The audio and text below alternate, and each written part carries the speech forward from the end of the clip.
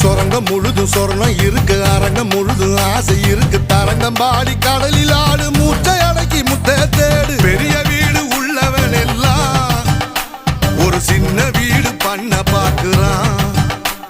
ஏசர கடிச்சி சாஞ்ச